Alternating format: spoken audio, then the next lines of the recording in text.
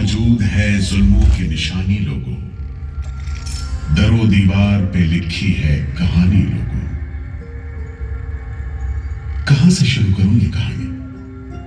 जुल्म सितम की ये दास्तां, आजादी के परवानों की वीरता और त्याग की गाथा। मैं जो एक रूह हूं, आत्मा हूं, उन तमाम लोगों की जिन्होंने अपने खून पसीने से, अपने बलिदान से, जान की कुर्बानियों से इस मिट्टी के जर्रे जर्रे को आजादी का तीरथ बना दिया। मैं गवाह हूं उस जुल्म का जो यहां आदम के बेटों ने आदम के बेटों पर बेरहमी से ढाए। सदियों से मैं इसी जगह मौजूद हूं।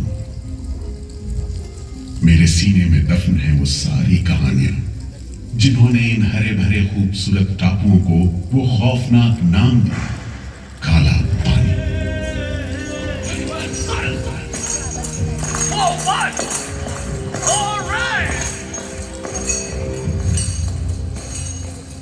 तो वहीं से शुरू करते, उसी हरियाली से जो कैद करने वालों के जुल्म और कैदियों के खून पसीने से बेदाग थी।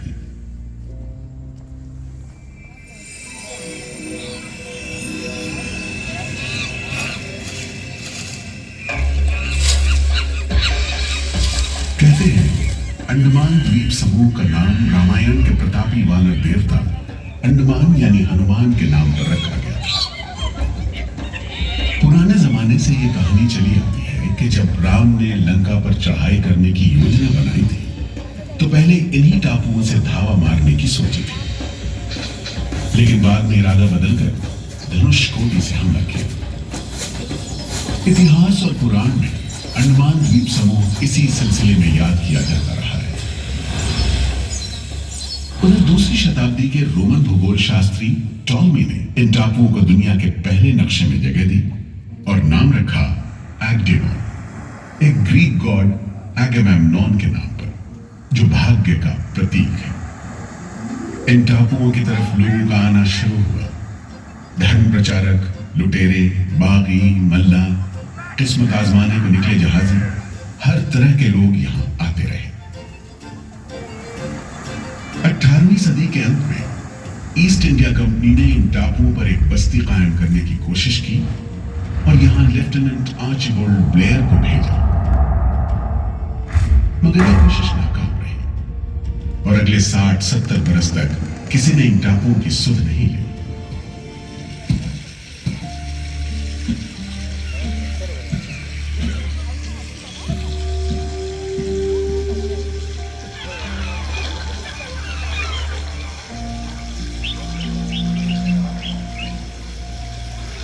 प्राकृतिक खूबसूरती और शांत समुद्र के बीच जिंदगी की खामोश लहरें उठती और बैठ जाती। उगते सूरज के साथ पक्षी जागते और डूबते सूरज के साथ इन टापुओं पर जिंदगी सुकून से सो जाती।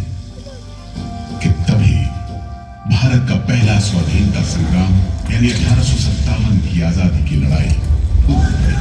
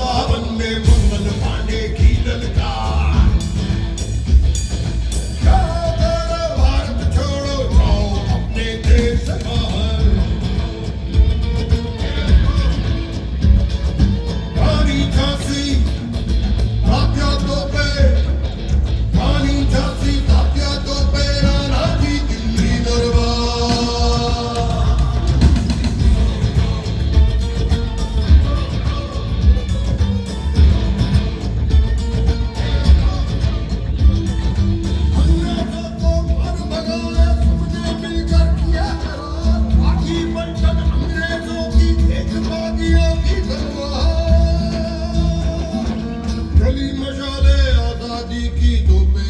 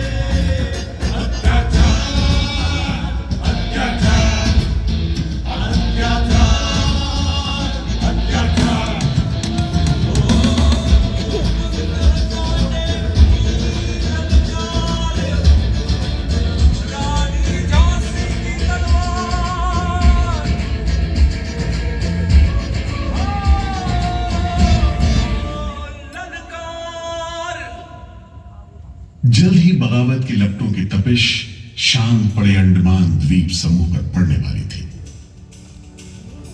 आजादी के मतवालों को सबक सिखाने के लिए फिरंगी सरकार ने 15 जनवरी 1858 को पूरे के पूरे अंडमान द्वीप समूह को एक कैद खाने में बदलने का फैसला किया। His Excellency गवर्नर जनरल ने काउंसिल में यह फैसला किया है कि अंडमान आइलैंड में कैदियों की एक बस्ती बनाई जाए। इसमें शुरू में ऐसे मुजरिम रखे जाएं जिन्हें बगावत और राजद्रोह और इससे ताल्लुक रखने वाले दूसरे अपराधियों के लिए कैद या देश निकाले की सजा दी गई हो। और इस तरह अंडमान द्वीप समूह की पुरानी खाड़ी का नाम लेफ्टिनेंट आर्चिबाल्ड ब्लेयर के नाम पर पोर्ट ब्लेयर रखकर मुजरिमों की बस्ती कायम की गई। सन 57 के वीरों के नक्शे कदम पर कुछ ही साल बाद अंडमान की धरती पर पैर रखे वहाबी आंदोलन के राजनीतिक बंदियों ने 1860 से 1872 के बीच बहुत से वहाबी आंदोलनकारी अंडमान भेजे गए। सरहदी सूबे का रहने वाला एक पठान शेर अली आफरीदी भी अंडमान में उस समय उम्र कैद की सजा काट रहा था और अंग्रेजों से बदला लेने के लिए मौके की तलाश में था।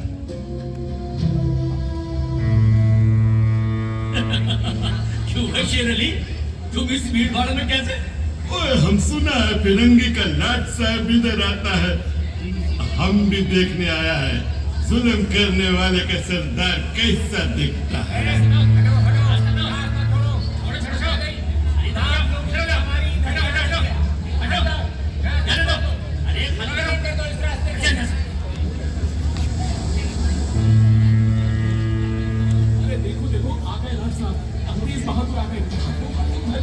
मिस्टर बर्ड, मैं सोचता हूँ कि इस खूबसूरती के बीच रहने के लिए प्रिजनर होना भी मैं एक्सेप्ट कर लेता। Yes, indeed. Just look how beautiful this place is.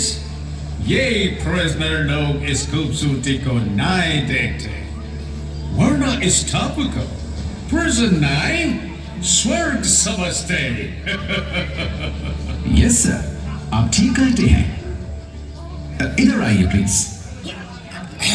हम तुमको खत्म कर देगा फिरंगी जालिम। कैदियों के साथ तुम लोग जो हैवानी सलूक करता है, हम बर्दाश्त नहीं करेगा। पकड़ो इसको। शेर अली है सजा याफ्ता कैदी, सजा में रियायत पाकर नाई की दुकान चलाता है। जैसा कि होना था, शेर अली को फांसी हो गई।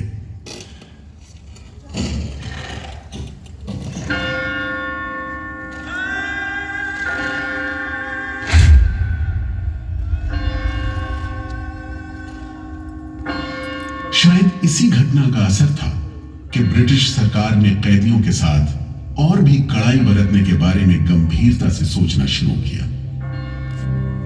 नतीजे के तौर पर सन 1896 में पोर्ट ब्लेयर की खौफनाक सेलुलर जेल का काम चीफ कमिश्नर केविन और इंजीनियर मैक्विन की निगरानी में शुरू हुआ। यूरेनस मैक्विन, आपकी जांच पूरी हो गई? यस सर, हमने पूरा टापू का मुआयना कर लिया है।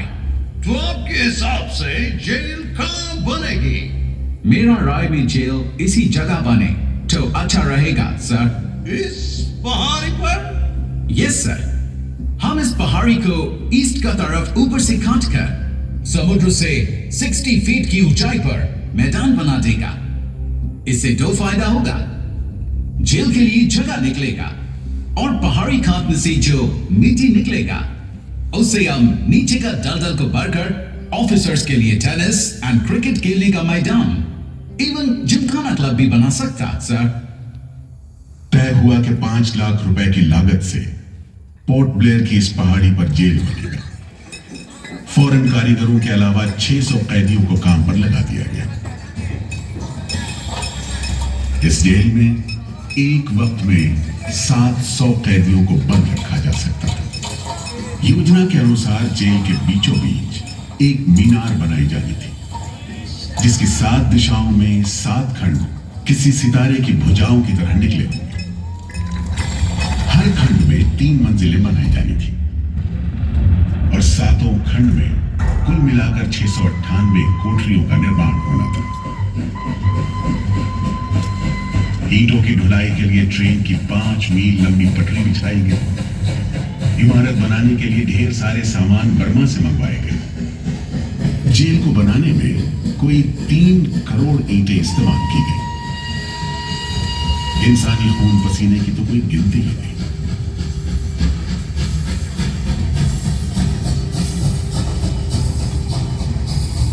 सुबह, दोपहर, शाम, रात कोड़े चलते रहे और काम होता रहा।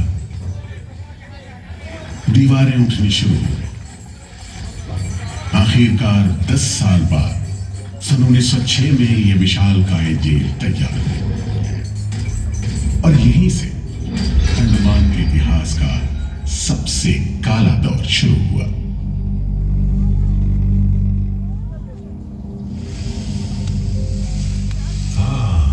सच कहते हो, आज भी उस दौर को याद करके झुरझुरी सी हो जाती है।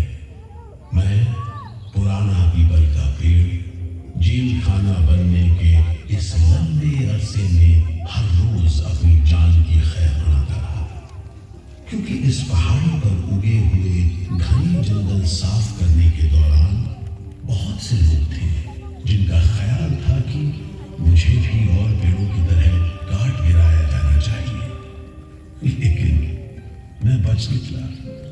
मेरी किस्मत में शायद खड़ा रहकर इस जेल में होने वाली यातनाएं देखना लिखा था।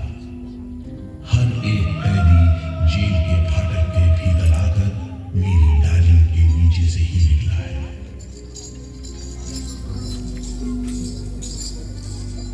जैसे जैसे अंग्रेजी शासन के खिलाफ आजादी की मांग तेज हुई, ब्रिटिश सरकार ने सेलुलर जेल के फाटक हर छोटी बड़ी बात के लिए खोलने शुरू कर दिए।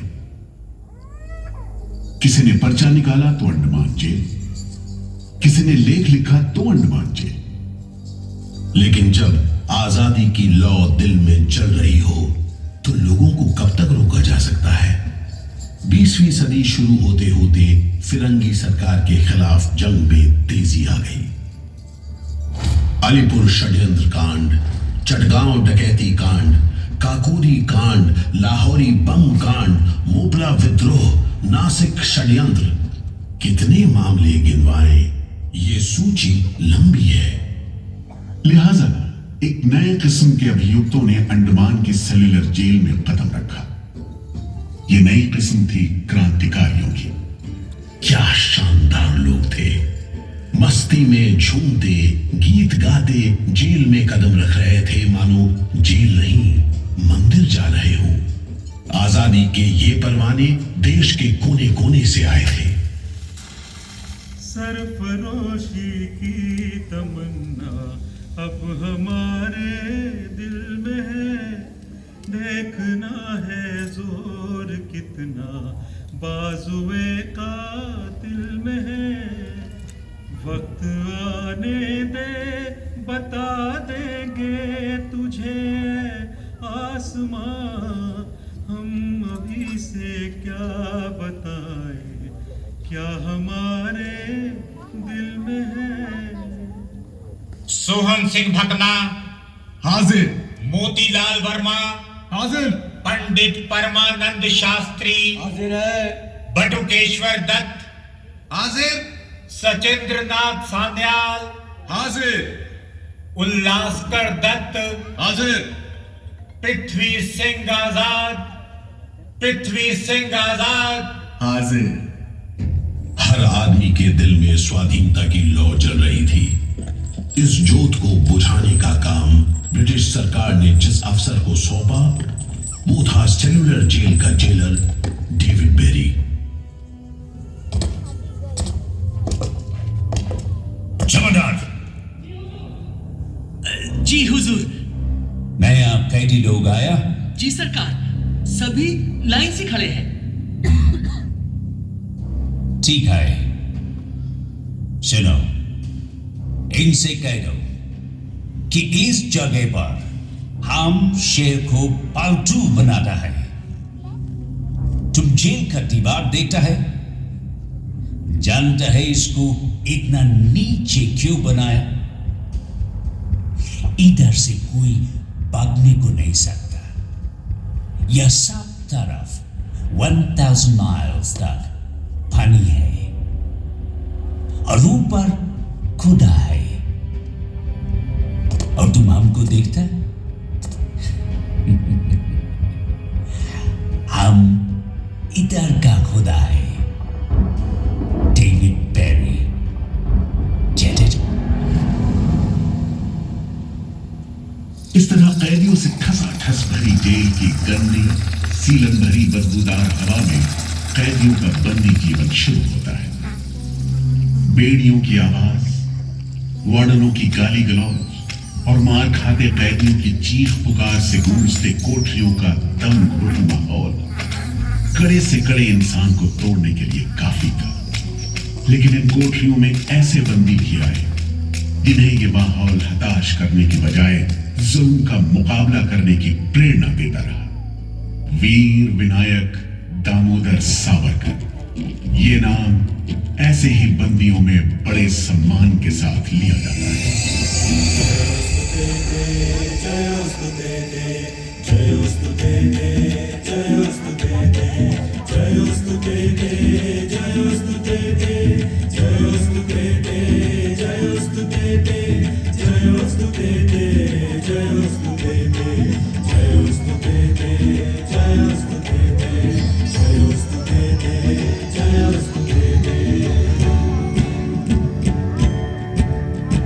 श्रीमहन मंगले शिवास्पदे शुभदे, श्रीमहन मंगले शिवास्पदे शुभदे, स्वतंत्रते भगवती तामहं यशोधुतां वन्दे।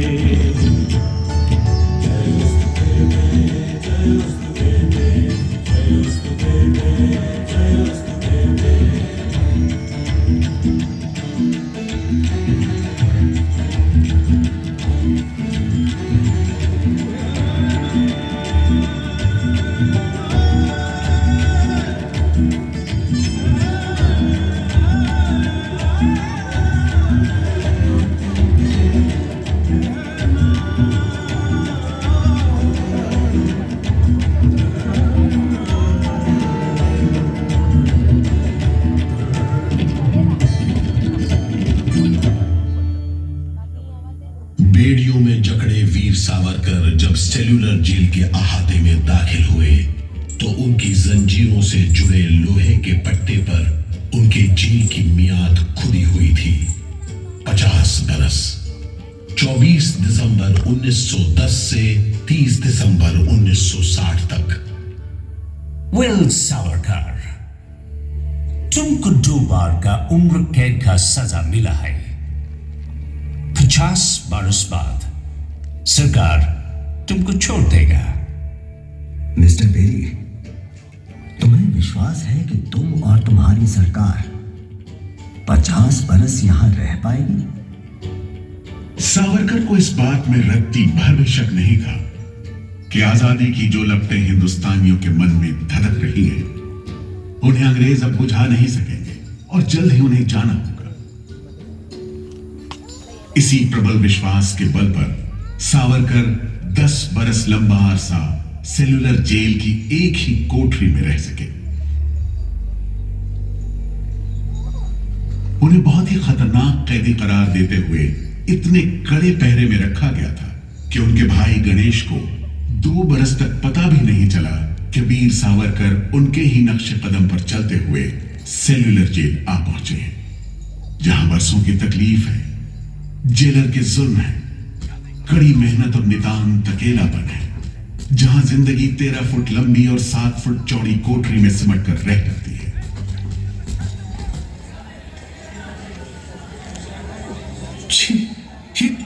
ये कैसा रद्दी खाना है? चावल में कंकड़ है, सब्जी में रेत है और दाल में कीड़े। खाना क्या है, घास फूस है। बर्तन भी देखो कैसे टूटे फूटे, जंग से लाल और तेल से जुड़े हुए। सबसे ज्यादा कमी तो पानी की है। आज सुबह जब मैंने पानी मांगा, जमादार बोला दिन में 2 बार मिलेगा बस। अरे पीने लायक होता तो बात था, इतनी बास मारता है कि नाक बंद करके पीना पड़ता है। इस खाने को कैसे खा सकते हैं? कैदियों को गाली देना या पीटना मामूली बात थी, चाहे वो खा रहे हों या काम कर रहे हों। और काम न सिर्फ मुश्किल था बल्कि उसका कोटा भी तय था। 7 में से 4 खंडों की कोठरियों में तेल निकालने के उपकरण लगे थे।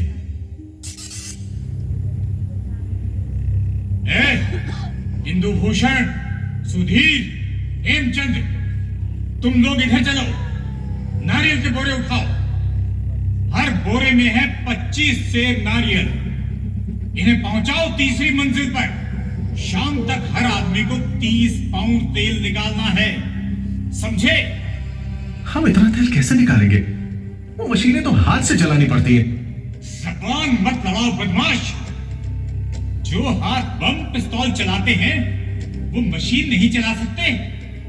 चलो जल्दी करो, भाग कर जाओ और काम करो।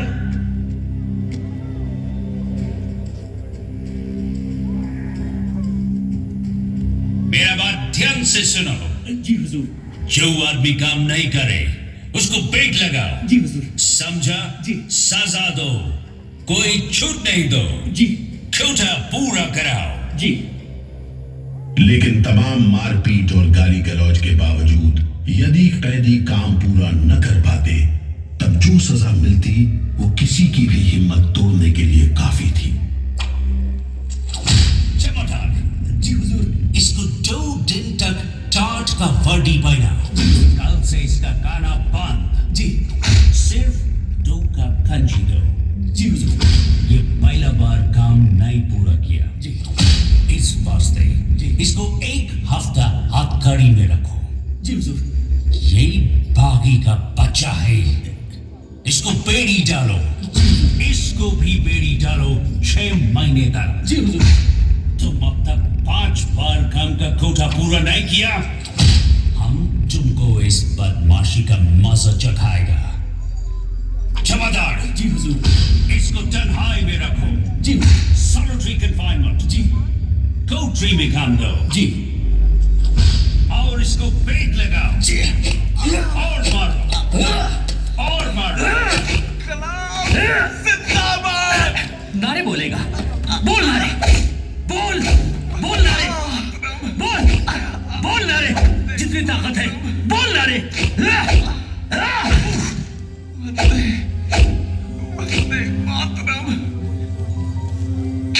उल्हासकर दत्त ने इस सारी तकलीफ की दिल को छू लेने वाली तस्वीर खींची है। हमारे गांव में तेल के लिए कोल्हू में बैल जोते जाते हैं, वो भी दिन में 10 10 से 12 सेर से ज्यादा तेल नहीं निकाल पाते। जेल में मुझे 2 और कैदियों के साथ बैल की जगह जोत दिया जाता था और हमें शाम तक 1 मन नारियल का तेल निकालने का काम सौंपा जाता। जमादार हमें दौड़ने पर मजबूर करते और रफ्तार धीमी होने पर कोड़े मारते। हर रोज न जाने हम कितनी बार लड़खड़ाते, गिरते और मार खाते, और ये सिलसिला निरंतर चलता रहा। हुजूर, ये काम करने से इनकार करता है। क्यों काम नहीं करेगा? जैसा बर्ताव ये जमादार करते हैं उसमें मैं काम नहीं करूंगा। मारपीट और सजा का नतीजा ये हुआ कि उल्हासकर ने 7 दिन के बाद खाना पीना और बात करना भी बंद कर दिया। वार्डनों का ख्याल था कि उल्हासकर पागल होते जा रहे हैं, लेकिन जेलर बेरी ने इसे नाटक बताते हुए उल्हासकर को बिजली के झटके लगाने का हुक्म दिया, जिसके बाद उल्हासकर 3 दिन और 3 रात बेहोश रहे। उसके बाद कहीं जाकर डॉक्टर को बुलाया गया। सुनो मिस्टर उल्हासकर, हम जानते हैं तुम अपने मुल्क का आजादी के वास्ते ये करता। हम तुम्हारा काम को ठीक नहीं समझता, लेकिन तुम अभी जवान है। एक दिन अपना सजा पूरा करके वापस अपना मुल्क जाएगा, तब अपना हाथ से जान क्यों लेता? क्या तुम डरपोक है?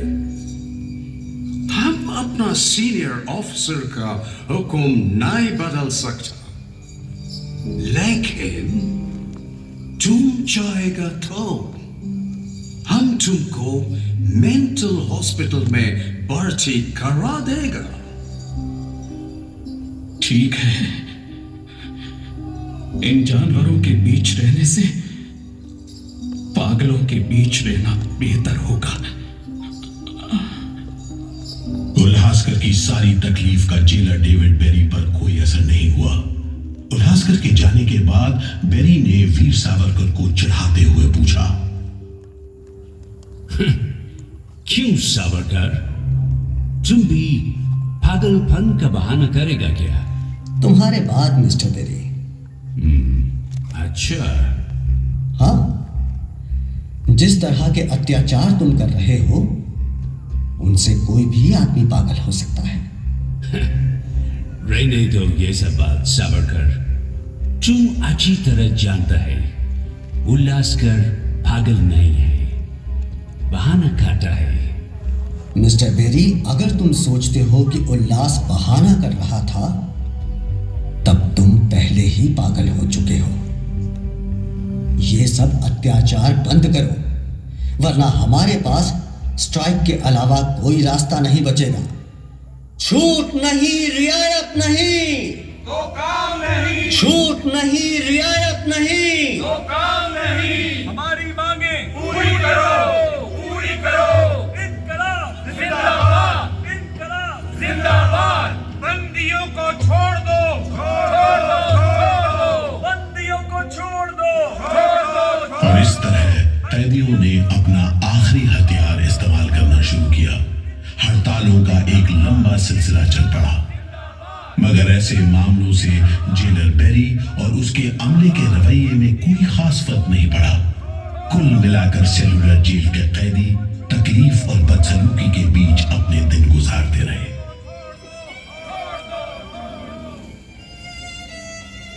मगर एक सुख का स्मरण ना करना नाइंसाफी होगी। वो सुख था बुलबुलों की चहक, उनका मधुर स्वर, उनके झुंड कल कल करते नारियल के टुकड़ों पर टूट पड़ते। गंभीर विचारों से मुक्ति पाने के लिए मैं मन को बलपूर्वक इन बुलबुलों की चहक में लगाए रखता। मैं अपनी भाषा उन्हें सिखाने में असमर्थ था।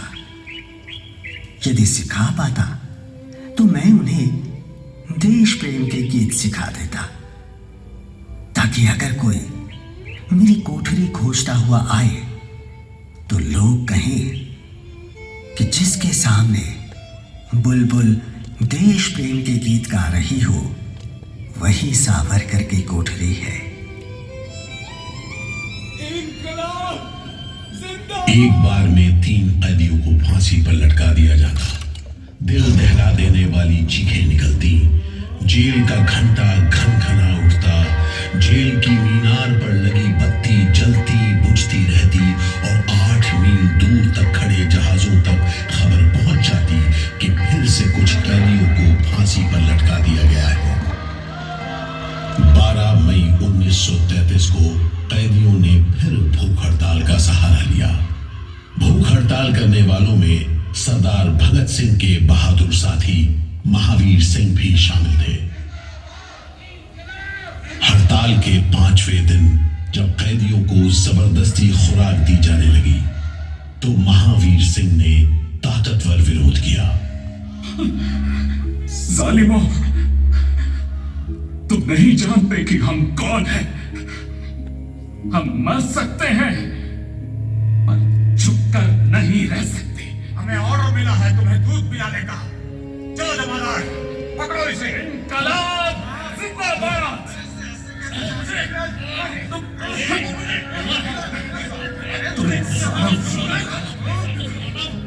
हम जबरदस्ती नहीं सहेंगे।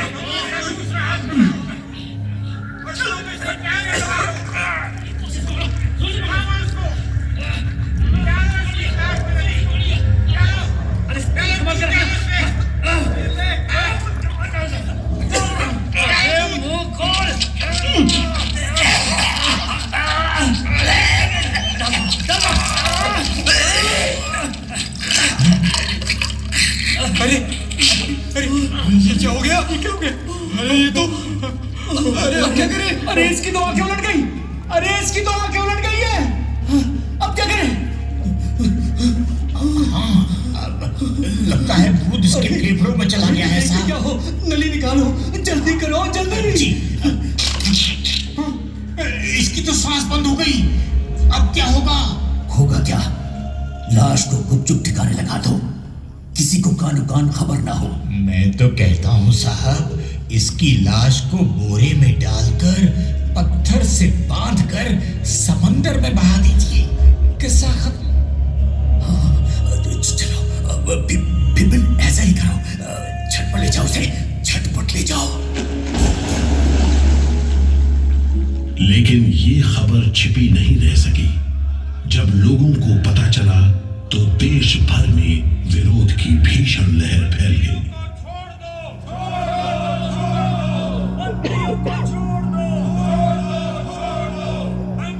और फिर 45 दिन बाद 26 जून 1933 को जेल अधिकारियों ने हथियार डाल दिए। लेकिन देश अभी भी गुलामी की जंजीरों में जकड़ा हुआ था। इन्हीं हालात में सन 1937 के संवैधानिक सुधार लागू किए गए और कांग्रेस ने अनेक प्रांतों में मंत्रिमंडल कायम किए। स्वाधीनता की तरफ बढ़ते कदमों में तेजी लाने के लिए अंडमान के सेलुलर जेल के बंदियों ने भी आवाज बुलंद की। बंदियों की रिहाई, स्वदेश वापसी और राजनीतिक बंदियों के लिए बेहतर सुविधाएं हासिल करने की मांग को लेकर 24 जुलाई 1937 को सेलुलर जेल के कैदियों ने सामूहिक अनशन शुरू किया। जिंदाबाद। वंदे मातरम। वंदे मातरम। अंग्रेज सरकार मुर्दाबाद। अंग्रेज सरकार मुर्दाबाद। भारत माता की जय। भारत माता की जय। भारत माता की। इस भूख हड़ताल का असर पूरे देश पर पड़ा। जगह जगह कैदियों के समर्थन में आंदोलन होने लगे। सारे देश के राजनीतिक बंदियों ने अनशन शुरू कर दिया।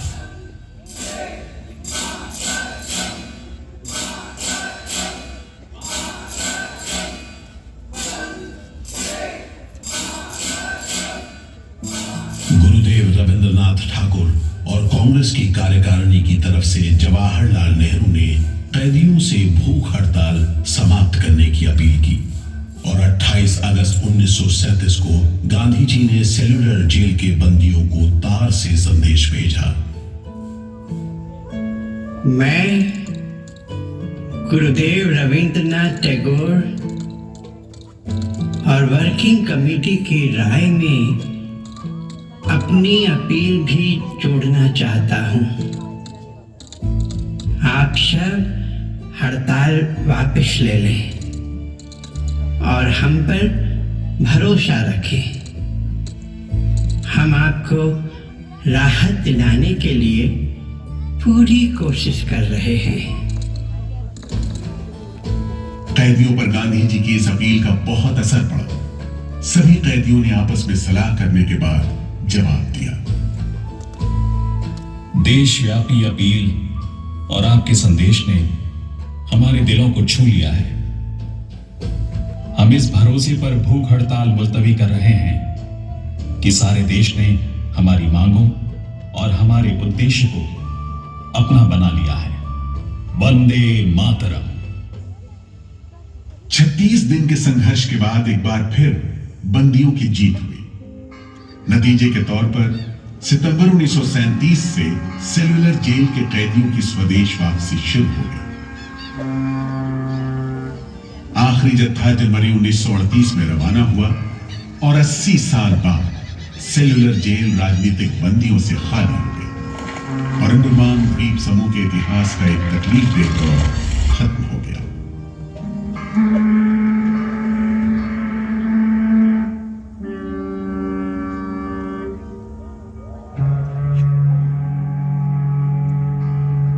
मगर एक और जालिम दौर शुरू होने वाला था। 1939 में दूसरा विश्व युद्ध शुरू हुआ और 1942 में जापानियों ने अंडमान पर कब्जा कर लिया।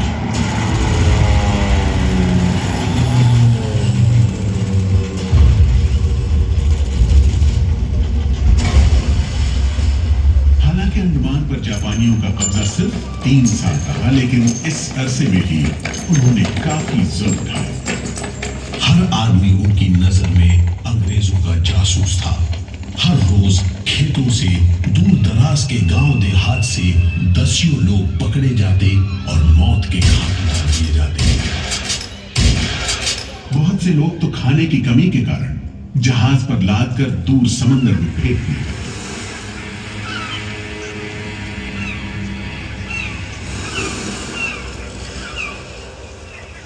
इसी दौरान नेताजी सुभाष चंद्र बोस अंडमान आए और जेल का मुआयना भी किया, मगर जापानी उन्हें जेल के उन हिस्सों में नहीं ले गए जहां वो सैकड़ों कैदियों को जासूस करार देकर तकलीफें पहुंचाते थे। अपनी छोटी सी अंडमान यात्रा के दौरान नेताजी ने तिरंगा भी फहराया।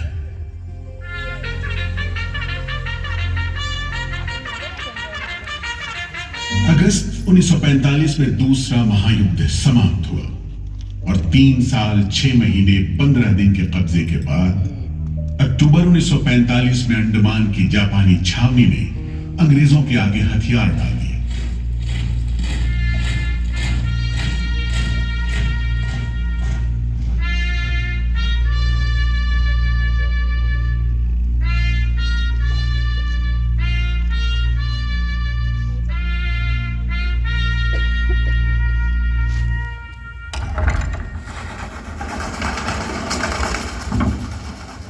सेल्यूलर जेल के फाटक एक बार फिर खुले और कैदियों को रिहा कर दिया गया। इसके बाद 2 साल के अंदर अंदर भारत में ब्रिटिश सरकार का शासन खत्म हो गया।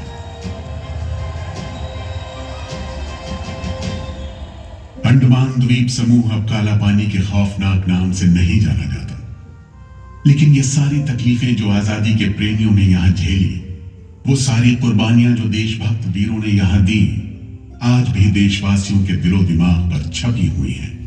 इसीलिए अंडमान के भूतपूर्व राजनीतिक बंदियों के भातृत्व मंडल की इच्छा को स्वीकार करते हुए भारत सरकार ने 30 अप्रैल 1969 को घोषणा की कि सेल्यूलर जेल को राष्ट्रीय स्मारक के रूप में सुरक्षित रखा जाएगा। भारत की आजादी के दीवानों ने जो अमानवीय यातनाएं इस कारागार में सही, ताकि भारतवर्ष आजादी की उन्मुक्त हवाओं में सांस सांस ले सके, उन बलिदानों को आने वाली पीढ़ियां भूल नहीं पाएंगी।